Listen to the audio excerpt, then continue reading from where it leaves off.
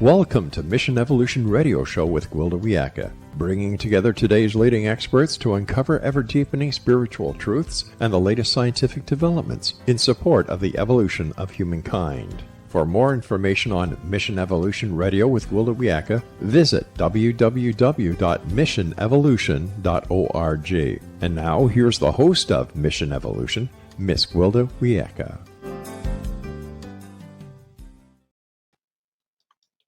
Are you intuitive? The answer to that question might surprise you. Most of us may very well be intuitive if we just learn how to listen. Mission Evolution Radio TV show is coming to you around the world on the X-Zone TV channel, xztv.ca. With us this hour discussing our often unrecognized intuitive skills is Melanie Barnum. Melanie is a psychic and medium, an intuitive counselor, life coach, reflexologist, and hypnotist. She's been practicing professionally for almost 3 decades.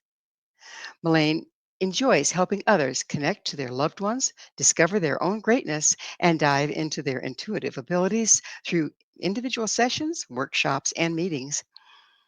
Mentoring. Melaine is the author of 9 books translated into multiple languages. Her latest, Real Life Intuition. Her website, MelaineBranham.com. Melaine, thank you so much for joining us on Mission Evolution. Hi, Gwilda. It's actually Melanie. Thank you. Sorry. Well, now, hello, Melanie. We get to meet again. Hi. So, when and how did you discover you were psychic? So probably about 3 decades ago, I felt like I was hit over the head and I heard the words, "You need to do this work now." And I kind of looked around and said, absolutely not. I wasn't doing anything spiritual at the moment. I was the owner of a store. I had been the controller of a company. And I said, no, I'm not doing this. But I knew immediately what it was about and what it meant. And at the same time that I was fighting it, I said, okay, well, here we go. And that's what really kicked off my new journey in life. So you're also a medium. What's the difference between being a psychic medium and a medium? So the way that I work is everything that comes to me intuitively, everything that comes to me psychically comes through your deceased loved ones or your guides on the other side. So I don't usually separate between being a medium and being a psychic. For me, the way that I work, it kind of just flows naturally together. So mediumship essentially is connecting to the other side, connecting to deceased loved ones that have passed. And that just kind of happens to me because when I tune in, all your information comes from your guides or your loved ones. So what's the difference between a guide and a loved one on the other side? So a loved one is somebody that was part of your family or somebody that was a great friend to you. It's somebody that was actually living. And it could be somebody that passed away before you were actually born. But generally, it's somebody that was alive here. Your guides, for the most part, basic guides are those guides that have not necessarily been here anytime around your birth or anytime around your actual life, I should say. But it can be that they have never walked the earth. It can be that these guides have touched your life in different ways. And we all have a whole bunch of guides. Usually the guides that we kind of travel around with or that are part of our history or part of our family, I should say, our guide family, are ones that are there to help us specifically on the other side. So the way you're speaking, it sounds like the other side is a little more general than what most people view it as. Most people view the other side as where we go when we die, but it also, are you talking like the shamanic realms?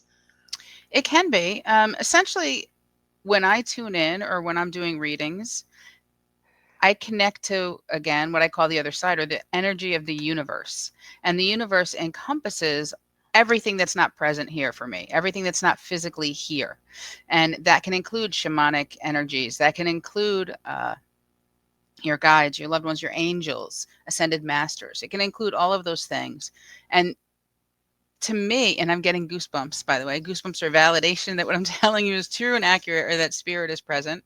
So to me, when I'm tuning into the other side, it simply means that I'm tuning into your variety of helpers that are there for you. So, does it feel different than if you're just tuning into the other side where the deceased are when you're tuning in more broadly?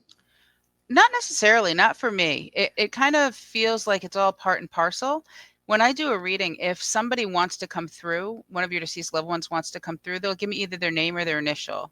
Um, when it's just your guides or when it's just the energy of the universe that's kind of working together to bring me the information for you, then I don't necessarily get more information than what they're telling me. I won't necessarily get the information from your deceased loved one. Okay. So, what's the difference between intuition and psychic abilities?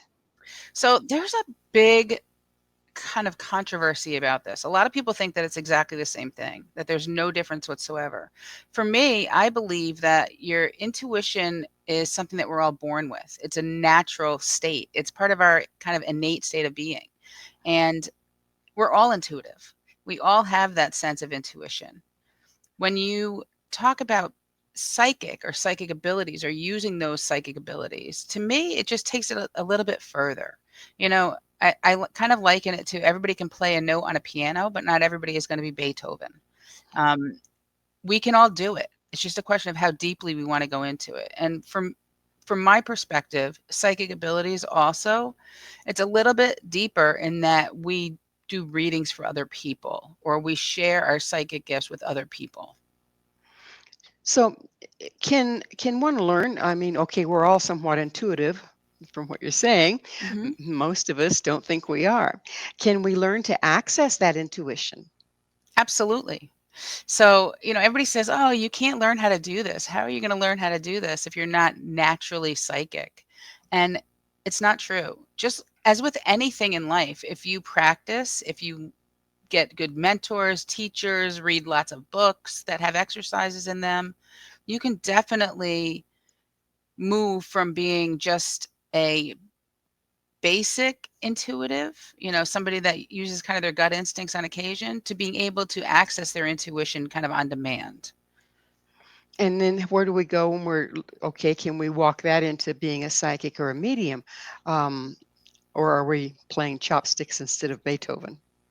It depends on the person. Everybody's different, but the more that we practice it, the more open we become, and the more the universe is going to kind of send you more information. So it's kind of, putting the chicken before the egg or the egg before the chicken. It's not a if so then. It's more a let's try it and let's just keep going. And the more we do it, the more we feel it, the more we practice it, the better off we will be, the better we will be with our intuition, the more we'll be able to access it and the more we'll be able to use it. And when I say that the universe will give us more information, it's because we're tapping into that energy of the universe. We're tapping into the energy that connects all of us. And the more open we are to it, the more we learn how to access it. And so the more the universe can send us information to help us tune into our own intuition. So I'm hearing you say that we can we're all intuitive. We can Mhm. start practicing using our intuition, but then from there we can also possibly all be psychic and a medium. Look, we all have things that we want to do. We all have things that we like to do or that we desire to do. It doesn't mean that we're all going to be able to do it.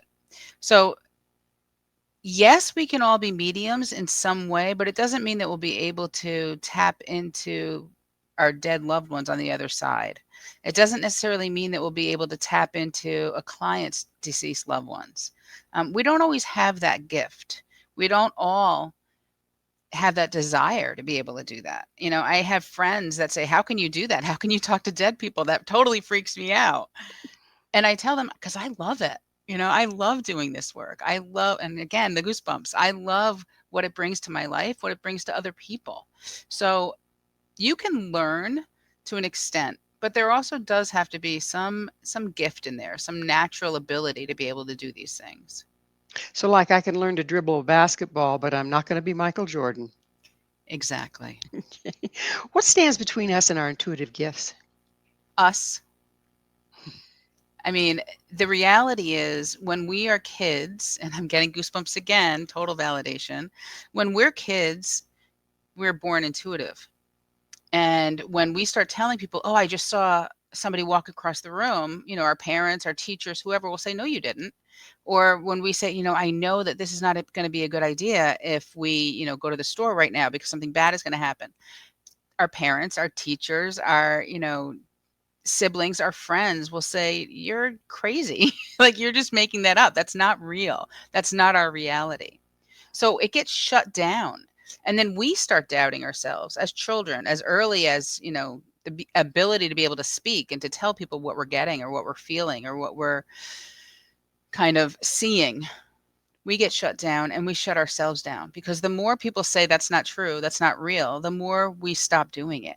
And so it kind of takes that energy like this and it goes down. And when you turn it off, just like anything else, when you turn it off and you stop using it or you stop practicing, it gets lessened and lessened. And at some point, you're kind of done with it until you decide to open it up again and to kind of energize yourself with it. So does this information come through like on the dreamscape or the imagination pathways? So, yeah, a lot of people dream and they dream with intuitive visions, intuitive dreams. Um, it also, I'm sorry. So sometimes I do that. You'll see me do that. And it's because information is kind of coming in. When information comes in, it's almost like it checks me and stops me from saying what I was about to say. So you asked about dreams, but then you also asked about something else. Imagination. Imagination. Imagination is huge, huge when it comes to psychic abilities and intuition. And I'll tell you why. So many people think that is it only our imagination? If we use our imagination, is it real? And I tell people all the time, you 99% of the time actually have to be able to imagine things in order to receive things, in order to We're see imagery. we're going to have to pick up on imagination on the other side of a station break. Melanie Okay. and I will be right back very shortly, so don't go away. This is Mission Evolution, missionevolution.org. So, how do I work this? With us this hour discussing accessing our intuition is Melanie Barnum, the author of Real Life Intuition. Her website, melaniebarnum.com. Melanie, we were talking about imagination and how um, that's one of the major channels that psychic people, intuitive people, mediums use to gain their information. And yet, as children, we're pretty much taught that imagination isn't real, right? Isn't that just kind of the general consensus? So is that what's standing between us and being able to work it? It's more about a confusion. The confusion is what's real, what's our imagination, is this my intuition, or again, is it my imagination? And my perspective on imagination is that we 99% of the time, again, have to be able to use our imagination to receive messages. So a lot of times we get things symbolically. We'll receive information symbolically. Say we see something in our mind's eye. If we can't see it in our mind's eye, then we can't acknowledge that it's there. We have to be able to use our imagination in order to see things that aren't physically in front of us. And the reason that this question is so interesting to me right now is that I had somebody email me and ask me, what if you can't use your imagination? And I forget what it was called, but there was something going on with her that's actually a real phenomena that she's unable to actually access her imagination. So when she closes her eyes, she sees nothing. It's just complete darkness. She hears nothing unless it's something, externally, physically with her physical ears. She doesn't have the ability to access her information. So it was very interesting to me because she asked if she could still tap into her intuition. And my response to that was, can you feel? Can you still feel things? Do you still smell things? Do you still taste things? And I haven't heard back from her yet, but it is an interesting concept because most of us that use our intuitive abilities either see, hear, feel, or know things. And if we don't have that ability to imagine, then it makes it that much more difficult. I would think that sounds like a pretty difficult place to be that she's in. I mean, how can you create something if you can't imagine it? Exactly. Yeah, that's sad. So, how can we tell intuition from something we're just making up? Well, a lot of times you can't. So when you start practicing and you start using your intuitive awareness, then you start noticing different ways that your intuition hits versus your imagination. And things start happening. Like I was talking about the goosebumps before. When I get goosebumps, it's an intuitive reaction. It's something is telling me that either spirit is here, spirit is present, or that what I'm saying is true and accurate. And it's a response, it's a physical response in my body. Some people get those goosebumps. I also end up doing this, constantly. I constantly during readings are scratching my head. And it's not because I have bugs. It's just that I get tingles. So sometimes when you're using your intuition, you will get physical responses in that way, as opposed to when you use your imagination, you won't have that response. Other times it just feels different. It hits differently in your body. It hits differently in your mind. And the more that you practice it, the more that you can feel, know, or sense the difference. So, how do we tell the difference between intuition and triggers from the past? What do you mean by that? Okay, so say we're sitting around, we're just having a conversation, and you say something that triggers me into past abuse that I may or may not remember, but I start getting information or triggered into my imagination or whatever, and create that reality in a certain way. We're suddenly living that reality because we were triggered into it. So Mhm. that puts us in an altered space. How can we tell the difference between that and, so say for instance, you intuitively get a feeling, oh, something's going to happen that's really, really bad. But sometimes that's from being triggered into the past by something somebody said or whatever, and tapping into the fact that it wasn't okay then, versus seeing something in the future that might be dangerous. Well, I mean, the first thing I would say is if you are triggered by something that is not so great from your past, you know, go for assistance with that, go for help with that, because that's something that you don't want to have to deal with on a regular basis. You want to be able to kind of ferret out what is real, what is past, and what is now, and what is intuition. So that's kind of a difficult place for somebody to be. Um, the way that you can kind of check in with yourself is ask your body, am I feeling this because of muscle memory? Or am I getting this information and I'm not feeling it the same way? So remember before we talked about imagination and we talked about intuition. And they both play a huge part or a huge role, as does, past abuse or past trauma in who you are and how you develop. And your intuitive awareness, when that intuition or that intuitive kind of spike comes through, it'll feel different than that triggering moment. So you're saying that both of them can give you body memories or body responses, but they will be different one from the other? Yes, because with intuition, it's not fear based.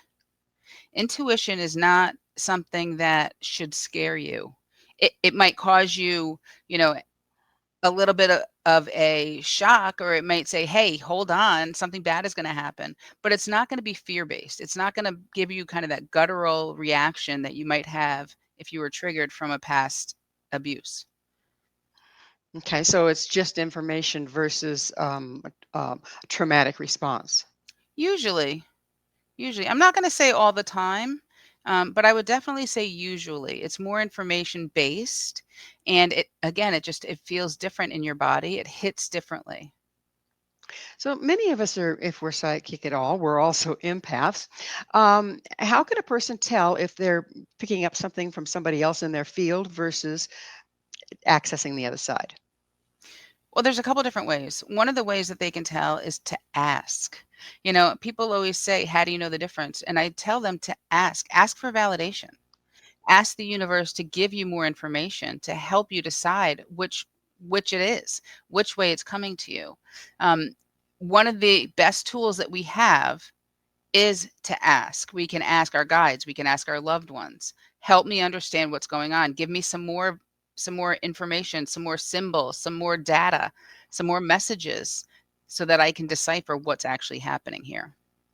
Can those signs, symbols, and data, can that show up in ordinary reality, as in you're asking for a sign and a raven goes by? Absolutely. Absolutely. So when we are talking about signs, it's something external. It's the tangibles, right? It's those things like you just said, a raven goes by. We can ask for signs for anything. We can ask for signs for whether or not it's going to be a good day to, go for that bike ride, or if it's going to be a better day to stay at home and ride that stationary bike. And, if we see something internally, if we see something in our mind that symbolizes danger in some way, or we see a stop sign, even, it might be a stop sign saying, don't go out, stay home. Um, that becomes then a symbol because it's internal. It's something that we see internally or something that we receive internally. It's not tangible like the raven in your story there. The raven is more tangible. It's something that we can hold on to. So yes, we can ask for signs. We can ask for messages, and messages quite often come symbolically because our guides, our loved ones, the universe wants to send us information in ways that we can understand. And the easiest way to do that is by using a quick symbol, as opposed to writing a whole paragraph for us. It's hard enough to connect, let alone trying to understand, a lot of information at once. So that the way that they are able to do that is to give us a symbol. So if the symbol is indeed the raven flying by, what did the universe prompt the raven to fly at that moment? How does that work? How does that blend into the natural world? Sometimes it's about the universe's energy, other times it's about our acknowledgement of the sign. So it's not necessarily that the universe said, "Hey, Raven, go fly by, Gwilda today. Let her know, like go fly by her." It's more that we acknowledged it. It's more that we noticed it. It's more that we saw it. It's kind of like when you are driving down the road and you see vanity plates on, a car. Vanity plates are those that spell something out and they catch your eye. They wouldn't have caught your eye if you hadn't been noticing all of the license plates that went by. It's just that it stuck out more.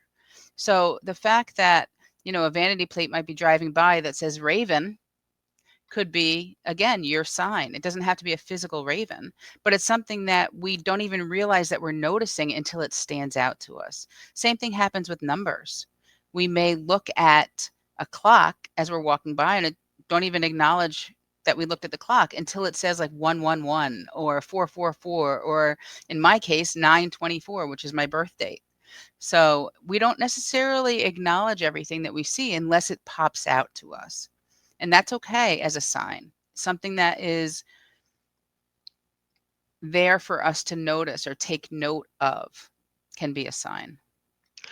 So is our psyche just setting us up to notice things that will indeed give the answer versus the world sending them to us?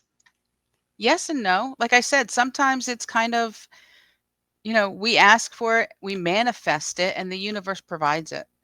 Other times it is, we notice what we need to see in order to help us move forward or to give us our answers.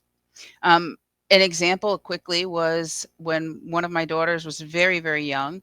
The doctors said, you need to do tubes in her ears. And I said, no, no, no. She's an infant. I'm nursing. I will stop doing dairy. I will stop eating dairy. And he said, that has nothing to do with it. And I said, my intuition is telling me that has everything to do with it.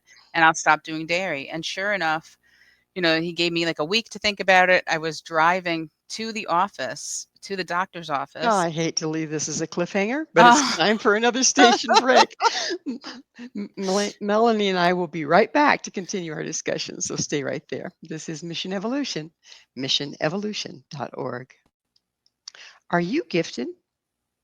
How can you tell? This is Mission Evolution, missionevolution.org. With us discussing psychic gifts is Melanie Barnum. Her website, melaniebarnum.com. Melanie, we had a cliffhanger about your daughter and dairy. Would you mind continuing? Sure. Um, so I needed to make a decision, and I needed to make it that day because I was driving on my way to the doctor's office to tell them yes or no. We were going to do the surgery or we weren't. And in my heart, in my intuitive self, it was telling me no. But because it was a big deal and it was about my daughter, I needed validation. So I asked for a sign. And I ended up pulling up behind a car that had a bumper sticker that said something like, "Your angels are with you. You know what they're telling you." Like it was that kind of a thing. And I said, "Oh, that's it." I just got goosebumps again. Um, I said, "That's it. I'm not doing the surgery." Like I know that with my intuition that that's what it is. And sure enough, I stopped dairy and she was fine. So you personally stopped dairy because she was nursing. She was nursing, yes. Right, right, gotcha. That threw me for a loop. Is the kids can actually have food allergies to something that the nursing mother is eating. You know, Yeah, it's I guess it huge. makes safe. So, did you seek training for your gifts? I did. So remember I told you way back at the beginning of the broadcast here that there was no way I was gonna listen to them when they said, "You have to do this work now." Had been the controller of a company. I owned my own store. There was no way I was gonna hang up a shingle. So, being my rational self, that intellect stepped in and said, "Well, you are gonna end up doing this, so you better learn how to do it." So, I set out to learn everything I possibly could about everything that had to do with psychic ability and psychic work. And I started reading every book I could get my hands on. I started practicing with the exercises. I started training with people that were local teachers as well as famous teachers. Um, and I found that not only did I do pretty well with everything, and I was really kind of tuning in a strong way, but that I loved it. And it gave me like such a goosebumps again, such an amazing feeling to be able to do this. And, 30 years later, I do professional reading still. And it doesn't matter how long I've been doing this, I still get the aha moments and they excite me. So when something comes through that's, kind of over the top, there's no way I could have known, which is pretty much what all psychic readings are. But when they're big ones, when there are those aha moments, when the client says, "Wow," those are the moments that I still get really excited. So you'd asked before, can anybody do this? Like if you develop it, and you have to love it. You really do. You really have to love it for it to work, for you to be able to tune in enough and for it to be real. So basically, follow your joy. Exactly. So, how do you help people discover their own gifts? I teach. It's about practice. Like I keep saying, it is about practice. And everybody has gifts in different ways, and everybody receives information in different ways. So you can't just do a buy one, or one size fits all. It's got to be adaptable and it's got to be catered to other people, and catered to kind of everybody. So I mentor a bunch of people and everybody is going to be different. I also teach workshops. And when I teach workshops, and you know, a lot of times I do the exercises that I have in my books. So when I do workshops, it's not about me just lecturing. We have to be in it. We all have to get in it. We all have to play in our psychic field. Like this is what it's about. It's about being fun while learning how to tune in, how to tap in. So, how can accessing our intuitive gifts help us with manifestation? Oh, well, they both kind of go hand in hand with belief. So you have to have that belief that it can be possible. And you have to also believe that your intuition is telling you to do the right thing or telling you to go on the right path.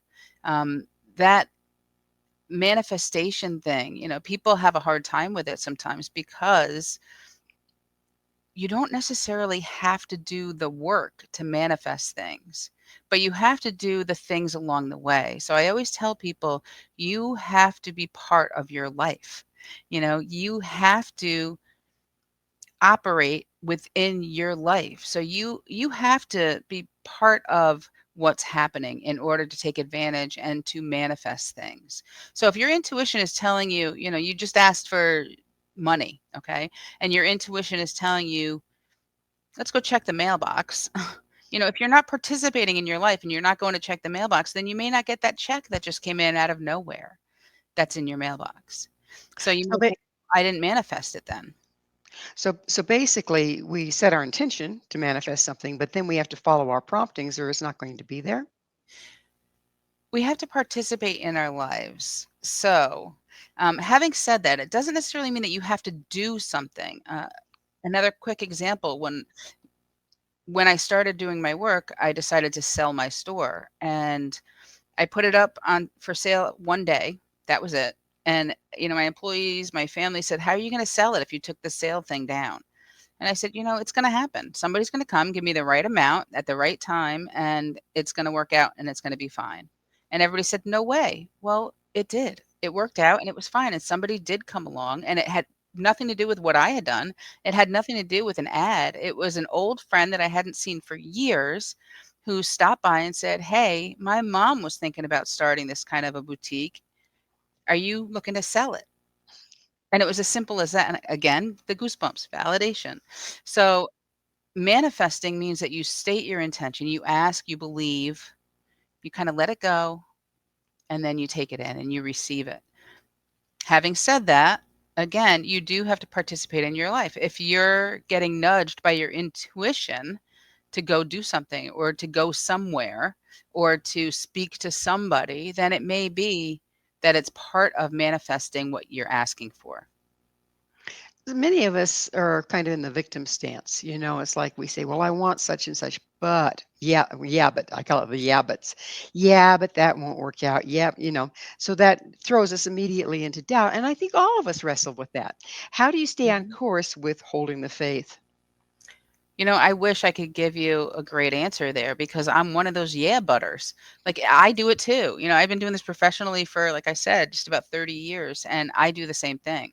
Well, I want to be able to do this, but so you have to decide that it's more important. What you want to manifest is more important than your doubt. It's up to you. There's no magic answer there. It's really up to you to believe that it's possible and to believe that it can happen for you. And if it's for your greater good, then the universe is going to make it happen in one way or another. Um, we talk about, and it's kind of a timing thing right now with all the flooding that's been happening, but we talk about that old parable where the man is on his roof because it's beginning to flood, and they come by in a rowboat and he says, no, no, no, God is going to save me. The universe is going to save me. And so he doesn't get into the rowboat. And then they come by again and try and get him to come in with a big boat. And he says, no, no, no, the universe will save me. And then they come by with a helicopter and drop a ladder down. And he says, no, no, no. And the tides are rising. And he says, no, no, no. The universe, God's going to save me. No problems here. And then he drowns and he gets to heaven and he says, why didn't you save me? And God said, what do you think the rowboat, the boat, and the helicopter were for? Like, we have to participate in our lives. We have to be open to the different things that might come into our lives to help guide us to the right direction for what we're trying to manifest. So basically, we have to let go of how we think it should look. Exactly. We have to let go of how we think it's going to happen or how it should look. 100%. So can we direct our intuition to get the answers we want, or do we just have to, does it show up randomly? How do we direct it? The more we practice, the more we can direct our intuition to give us the answers that we're looking for. The more we practice asking to be shown or asking to get information, the more the universe is going to provide for us. The more the universe is going to strengthen our intuitive awareness. Practice makes perfect. Yeah, pretty much. Um, did you find over time that the things times you had that aha, it did work, and clients go, how did you know about my cowboy Mhm. pajamas, right? That sort of thing. Right. Do you find that that kind of validation over time has helped you hold the faith, basically? 100%. 100%. It's interesting because I'm writing a book right now, and I just wrote about that. How, some people believe that you don't need validation to do this work. I believe that you do need validation to do this work. And the reason is we could just be going along with our imagination and not have a clue, that we're right or wrong with what we're getting intuitively. And getting that validation helps us to learn again how it feels to us, how it reacts in our bodies, how it presents itself to us. And so that validation is huge. And it doesn't necessarily have to come from somebody else, right? Just as events unfold, something you've intended for yourself. Is that Mhm. validation as well? It is. And actually, sometimes validation is very difficult to get because remember, we talked about, whether we should go out for that bike ride outside or stay in. And, you know, the universe is sending you a stop sign, don't go. So you don't go. You have no idea whether something would have happened if you went out. There's no way to validate that because you didn't actually do it. So Yeah, sometimes it's difficult. Yeah. that could be a conundrum, couldn't it? Yeah, exactly. Yeah. What did we just dodge, or did we dodge anything, or was I making it up? All those Mhm. doubts come. Yeah. So, Yeah. well, it's time for us to take another quick station break. Please stay with us as Melanie and I continue to explore intuition and psychic mediumship. This is Mission Evolution, www.missionevolution.org. To tell or not to tell. This is Mission Evolution, missionevolution.org. We're continuing our discussion with Melanie Barnum. Her website, melaniebarnum.com.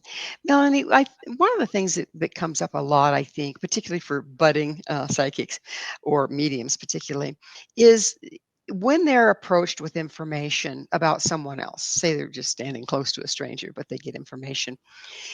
Many are very tempted to say, "Hey, did you know that if you go out in your car, it's probably not going to be safe," or something like that. Um, where do you stand on that? If somebody hasn't asked specifically, do we just keep it to ourselves? What do we do?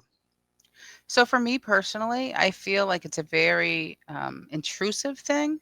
If you're just randomly giving people information that you see in the grocery store or on the street, and it can also be something that can harm you, because a lot of people don't believe in this line of work. They don't believe in intuitive awareness.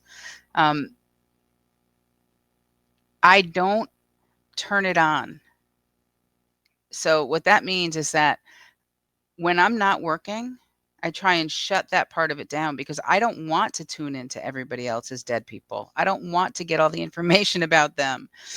Even when I do readings, I tell my clients that I won't remember what I've told you because it's not for me. It goes right through me.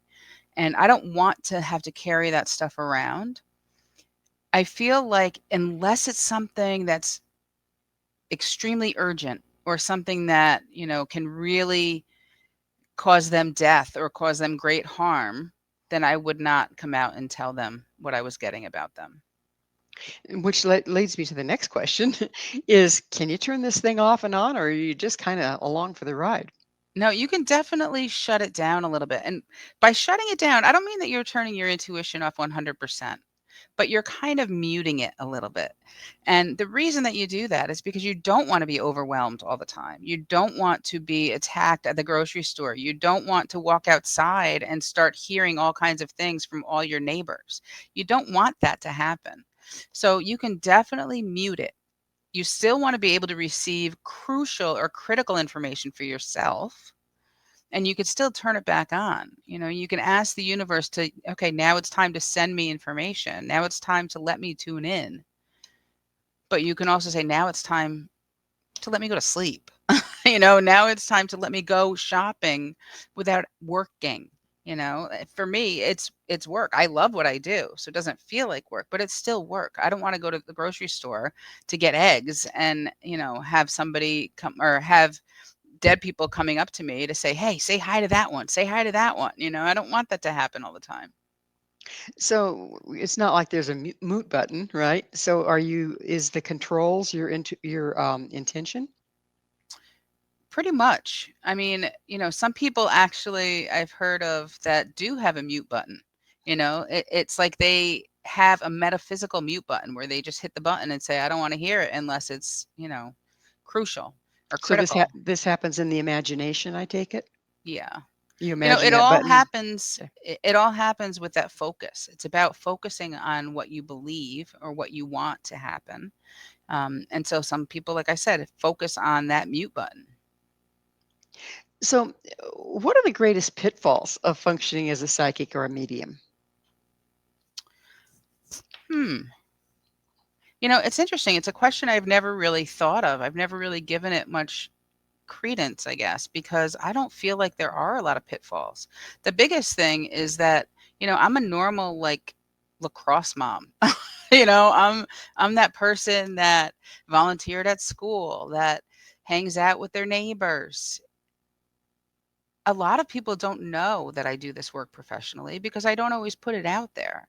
The What can happen is that you get challenged quite often when people know what you do. And I'm not saying my direct friends or people that do know who I am, but anybody. There's a lot of religious people that believe that you can't be psychic, and if you are, that you're evil and you're talking to the devil, and so they will challenge you.